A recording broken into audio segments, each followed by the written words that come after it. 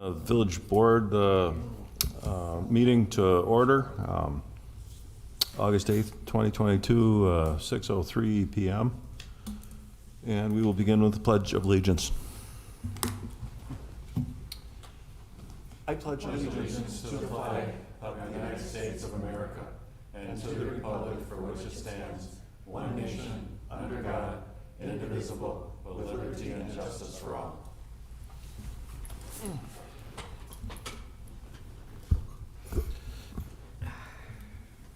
Will Clerk Colhagen call roll? Anastasio? Here. Hewitt? Here. Bhatia? Here. Doxey? Here. Clausen? Here. DeGroot? He's here. It should be noted that Trustee Washburn is excused.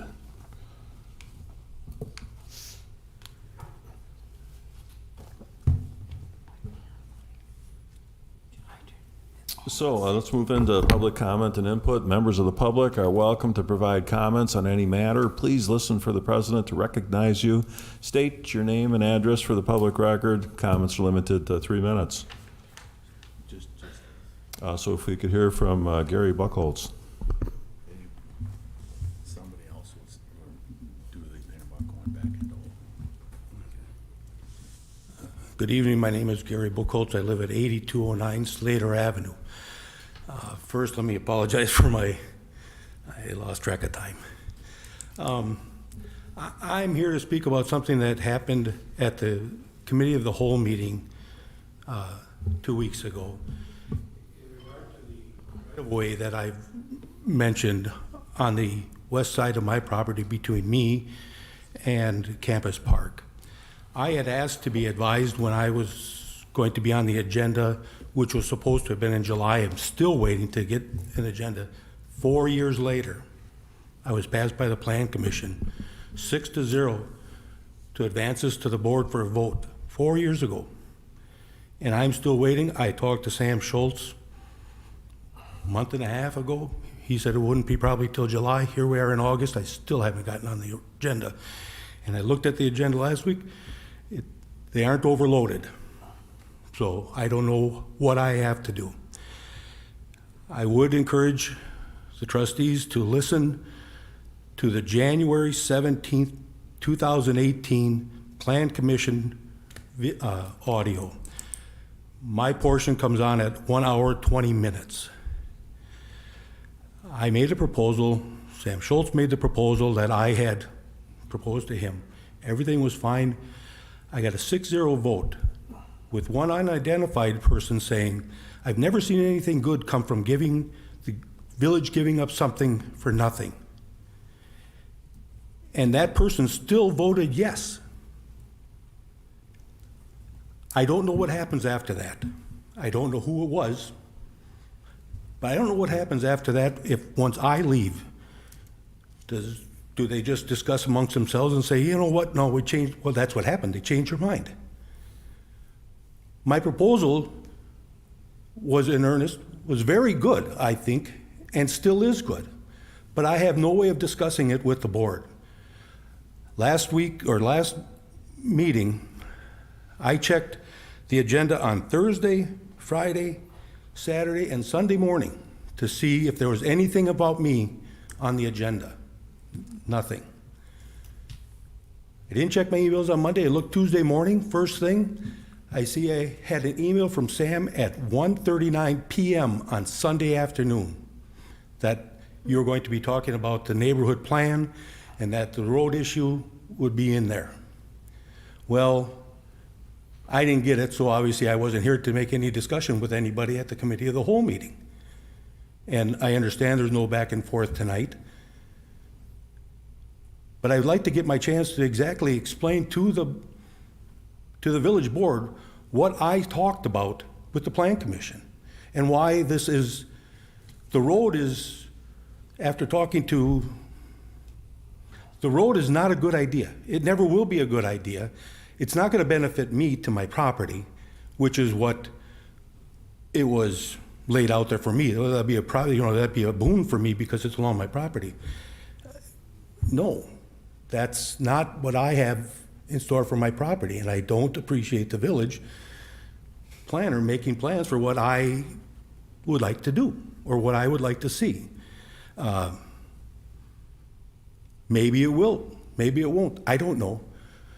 But anyway, my main concern is, how do I get my time on the village, on the agenda, with a proposal that was passed by the Plan Commission 6-0 and never advanced? And who has the right to not advance it or to advance it?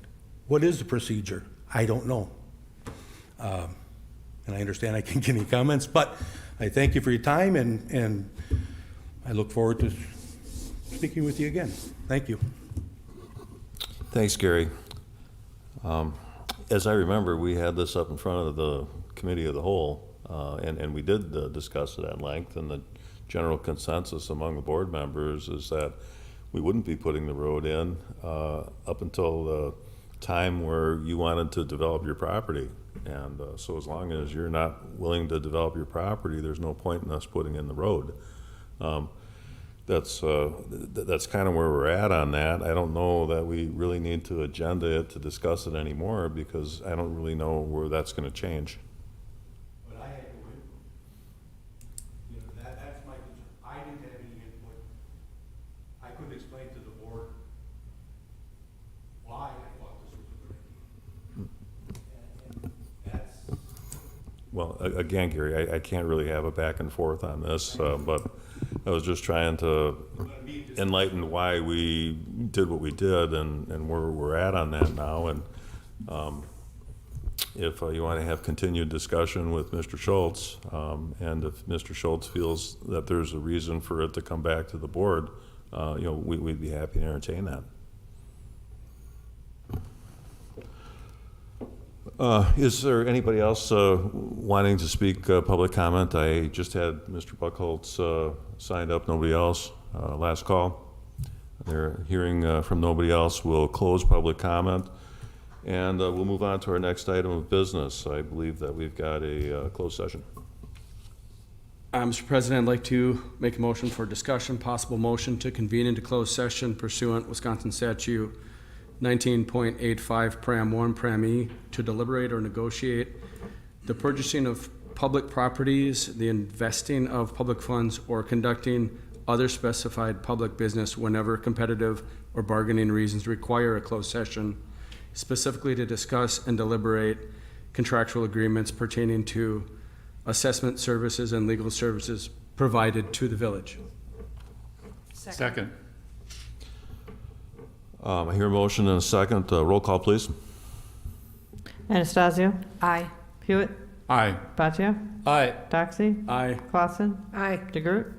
Aye. The village is in closed session.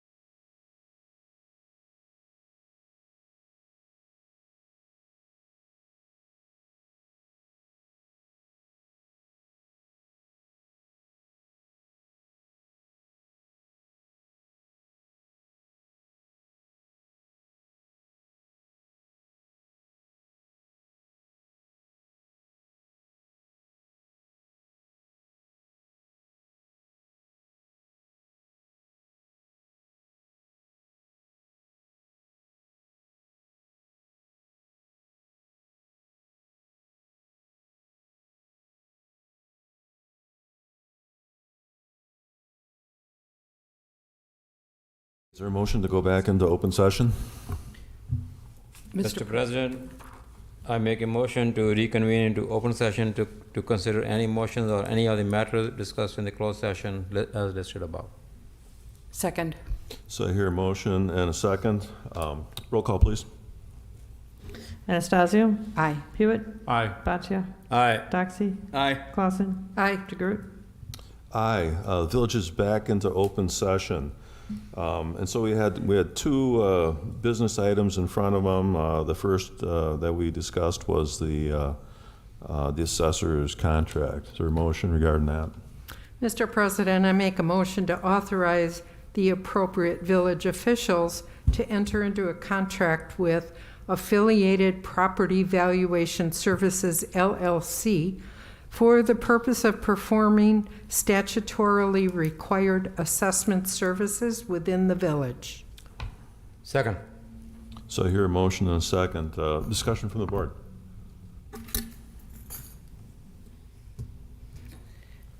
We're all good, I think. I think we're happy with the services provided and would like to continue. Seems like a reasonable contract to me. Yeah, Dan's been with us for a long time. He's at the end of his contract. He's looking for a 5-year extension. And we're good with that. So in the matter of the contract, roll call, please. Anastasio? Aye. Hewitt? Aye. Boccia? Aye. Doxy? Aye. Clausen? Aye. DeGroot? Aye. That motion carries. Thank you, Dan. And then the second matter was regarding the contract with our village attorney. Mr. President, I make a motion to grant the village attorney's request to release him from the contract for legal services with the village, with the understanding that he will continue serving as the village attorney, effective August 13th, 2022. Second. So there's a motion and second regarding Attorney Chris Smith. Discussion. Ron? Mr. President, I'd like to take this opportunity to thank Chris for excellent job. The services he has done to the community, and I'm so glad that he will continue to be our attorney. And but I wish him all the best. I'm very happy for him. Thank you, Chris. Congratulations. We're happy to have you.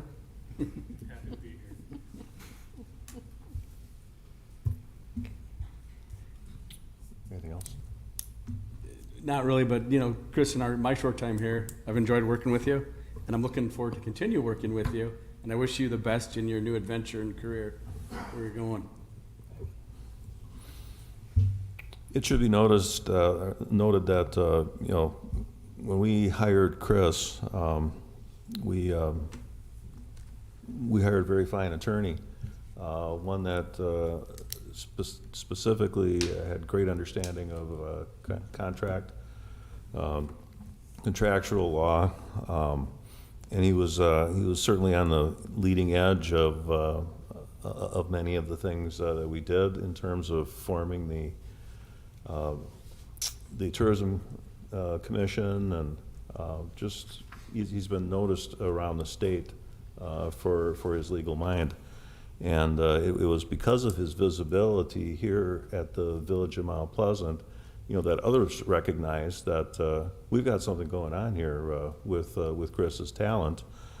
So there's a firm out there that offered him a partnership position, a shareholder position, which is tremendous for Chris's future. And we're just really proud to have been a part of his professional growth. So congratulations, Chris, and yeah, don't be a stranger, because we still need you to do village attorneying for us. Thank you. I will. So in the matter of Mr. Smith's contract, roll call, please. Anastasio? Aye. Hewitt? Aye. Boccia? Aye. Doxy? Aye. Clausen? Aye. DeGroot? Aye, that motion carries.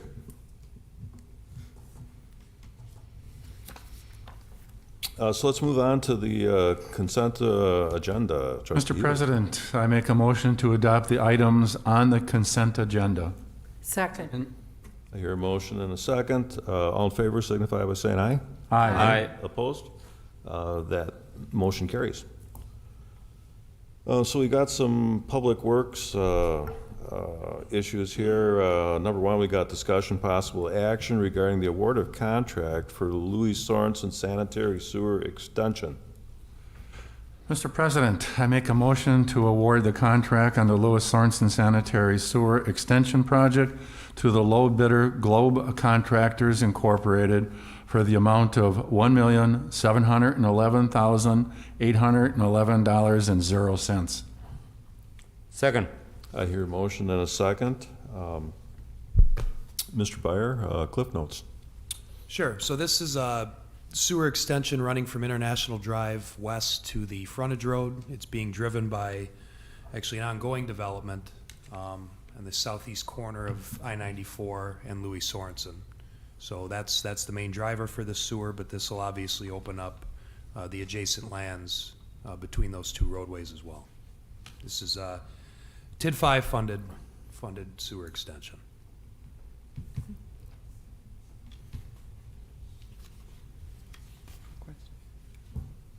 Well, it's my understanding that this is going to be pretty helpful or extremely, what do you call the catalyst for the future growth of the village.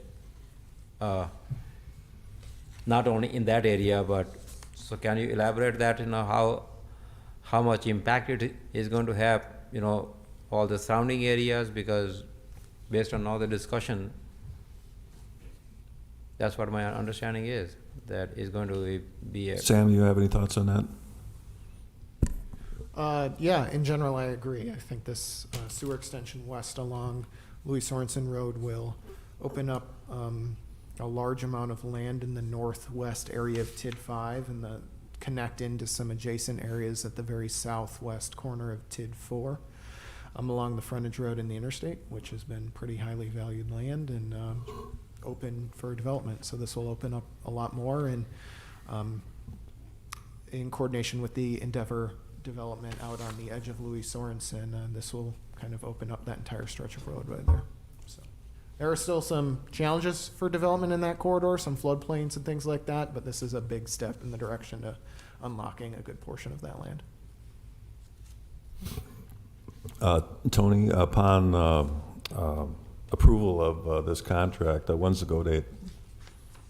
What's that again? When's the go date, the start date?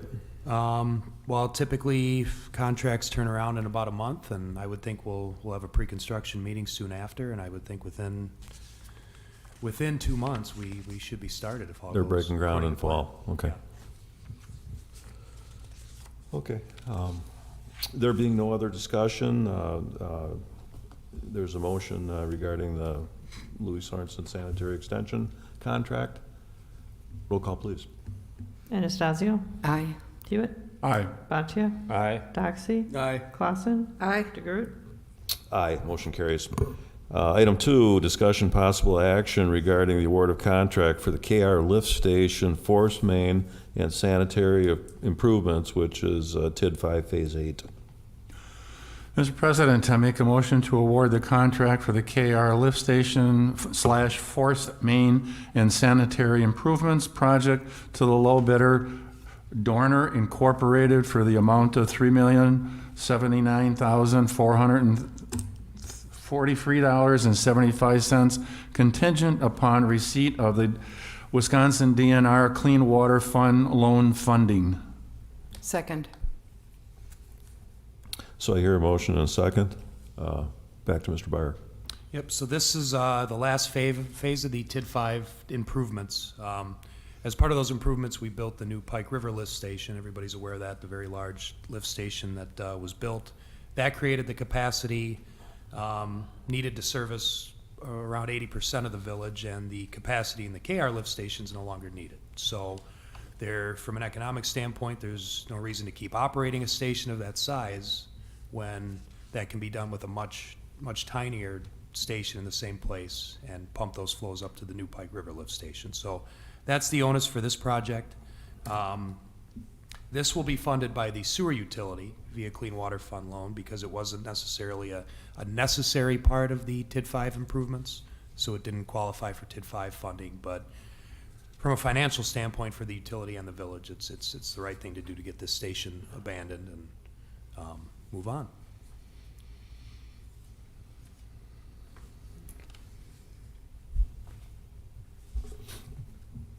So this contract is for both tearing down the demolishing the current one and then building a much smaller one? Yes, basically in the same location. So most of what flowed to the KR lift station was through our large 60-inch interceptor. That got intercepted by the new Pike River station. So now all that's going to the KR station is just a small area of Summers. So it's basically a massive station that has very, very little flow going through it. So the logical thing to do is to put a very small station there and pump that back up to the Pike River lift station and take care of it that way. So this small station really isn't anything bigger than you would pump out a subdivision with, really? Exactly. If you're familiar with any of our smaller 7 lift stations that you might see on Prairie Green or Airline or Fancher, it's a very similar, very small station. And this is necessary because even though we've got the 60 going into the new one, we still have the stuff downstream from that, and water don't go uphill unless you're pushing it. You got it. Right. Go ahead. Again, a comment that this shows that the TID 5 provided us an opportunity and the resources to build state-of-the-art technology, because a 40 years old lift station, and now I am not only speaking as a trustee but as an engineer, because 40 years old is inefficient, it needs maintenance, and is obsolete. It's about time, and I'm so glad that we had the opportunity to build a new station as part of the TID 5, and it is going to again spur the growth for the next 30, 40, 50 years. And it stinks, don't forget, the old one stinks. Yep. Nancy should Except be that here this to one talk. isn't being funded by TID 5. No, but it this will is serve not, part but, of no, that. no. Okay. This is not, but because we built the new station, which was funded for, so that's enabling it to retire it. Right. Yeah. It's 40 years old. And I'm sure Nancy would be approving this. Based on proximity alone, yes. Yeah, exactly. Yes. Okay, so the matter of the KR lift station contract, roll call, please. Anastasio? Aye. Hewitt? Aye. Boccia? Aye. Doxy? Aye. Clausen? Aye. DeGroot? Aye. Motion carries. So let's have a discussion, possible action regarding an agreement between the Mount Pleasant Stormwater Drainage Utility District and Christina Estates, Addition Number 1, subdivision for Christina Estates, Addition Number 1, wet detention pond. Mr. President, I make a motion to an agreement between the Mount Pleasant Stormwater Drainage Utility District and Christina Estates Addition Number 1 subdivision for Christina Estates Addition Number 1 wet detention basin, subject to minor modifications by village staff. Second. I hear a motion in a second. Thoughts from Mr. Byer? Yep, so this is a cost-sharing agreement between the village and Christina Estates Edition 1. So this subdivision, being a newer subdivision than the older parts of Christina Estates, had to follow state and local water quality requirements. They had to build a wet pond, which you typically see to do that. But this subdivision happens to be in very close proximity to a village dry detention pond. So they're getting some of their stormwater services out of that pond, but the logical place for their wet pond was to be in the village's pond on our property. So that fact, coupled with the fact that by default, the village has some of its developed areas draining into this wet pond as well, it made all the sense in the world for the village to take this over and just have a mechanism to charge back those folks that were benefiting from the wet pond that had to go in. So that's the crux of this agreement.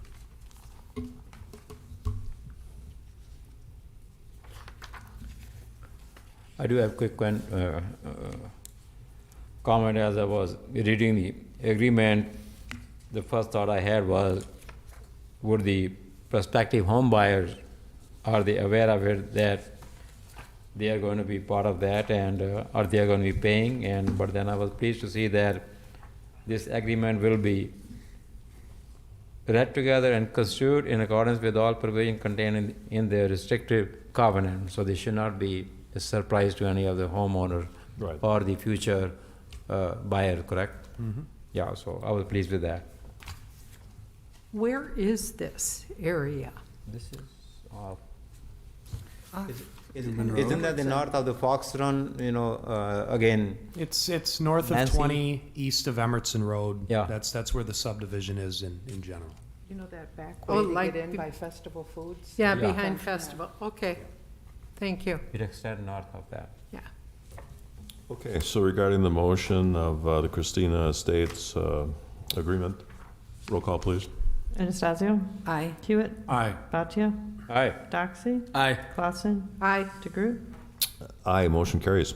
So we got item 4, which is discussion and possible action to approve ordinance 8-2022, amending chapter 78 of the Village Code of Ordinances pertaining to weight limits on certain village roads. Mr. President, I make a motion to approve ordinance 8-2022, amending chapter 78 of the Village Code of Ordinances pertaining to weight limits on certain village roads. Second. So I hear a motion and second.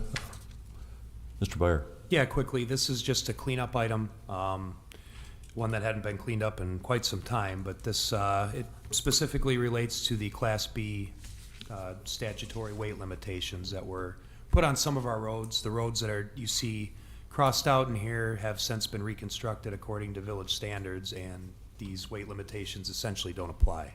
Those are typically reserved for roads that are known to have not been built to proper standards, have underlying soil stability issues, and improper pavement cross-section, whatever it may be. But none of these roads, none of them apply anymore after they've been modernized, so to speak. Go ahead. Attorney, can you please refresh the Class B? What the Class B is there's basically two classes that are per statute. There's a Class A, and then there's a Class B, which is a less, I don't know what the exact weight is per axle, but it's significantly less than the Class A, and it limits how Correct. much weight can travel on a given road per axle. So it's essentially what you're proposing is that all the roads which are crossed out, so they are being removed from this limitation of the Class B. Right, and if you look at the list, if you know where these roads are, you can envision that they're all urban cross sections, curb and Right. gutter. They're fairly new. When they were written in here was probably 40 years ago, when they were still rural roadways that hadn't, had development adjacent to them or hadn't been reconstructed like they have now. So that's what you're seeing on the list. Thank you. At the Public Works Commission meeting, I did ask about, semis and things on these, but that doesn't necessarily change. Well, and we did have a good discussion at the Public Works Committee about the fact that just because we're lifting a weight limitation doesn't necessarily mean that we don't want to keep trucks off these roads, which I think we do. So I think that's kind of a next step here, is to see how we can facilitate signage that prohibits trucks on these roads still, because we don't want them to be trucking routes per se, but the Class B weight limitation just doesn't apply from a logical standpoint. So there's different ways to do it, and I think we go about it that way by taking that next step and figuring out how we can sign these roads appropriately. With what you just said, you kind of swerved into the Chicory Road issue again, because we're still getting complaints about trucks as they go west on Chicory Road, and they leave the industrial area, and then they hit where the road skinnies down, which is the residential area, about that still being abused by the truckers, and what can be done is always the question. It is, and you know, you can only put up so many signs, and, you know, it becomes an enforcement issue, really, and that's a difficult thing in and of itself if you have that many violators. But we've also worked with the county to get some preemptive signing, if you will, on Meacham Road to try to avoid these right and left turns going east onto Chicory, so we've done that as well. As far as we can tell, in the engineering department, it's signed appropriately going west from 32, so, you know, how much more you can do from a signage perspective is debatable.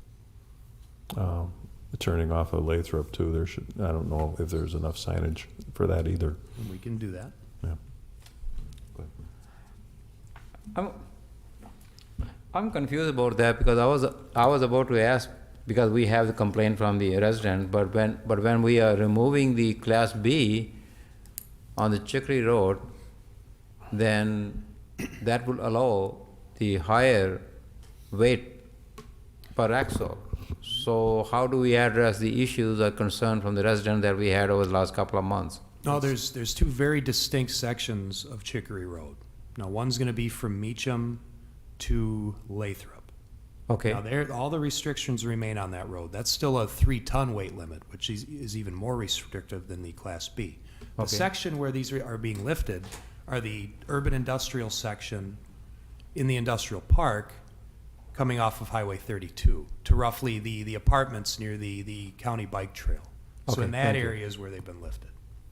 Thank you for the explanation. Thank you. Right, because that road was improved, you know, Yeah. over the years, and that restriction was never lifted. Right, right. Okay. So regarding ordinance 8-2022, roll call, please. Anastasio? Aye. Hewitt? Aye. Boccia? Aye. Doxy? Aye. Clausen? Aye. DeGroot? Aye, motion carries. Reports, trustee Clausen.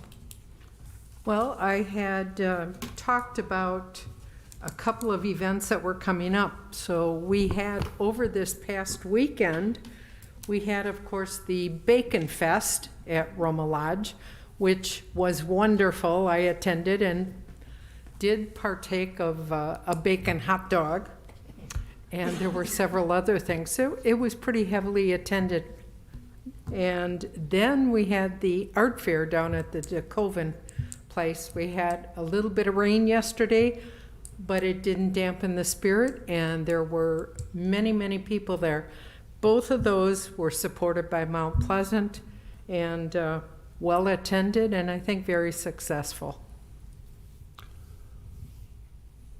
Yeah, regarding the Bacon Fest, it was hotter than blue blazes, so I'm sure the beer sales were very good. The music was great.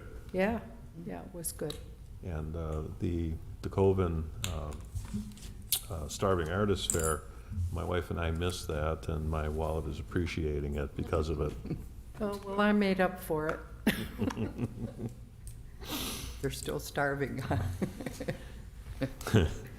How about item 7, announcements and/or recognition of village residents, employees, memorials, and non-political community events? Anybody have anything good for the cause?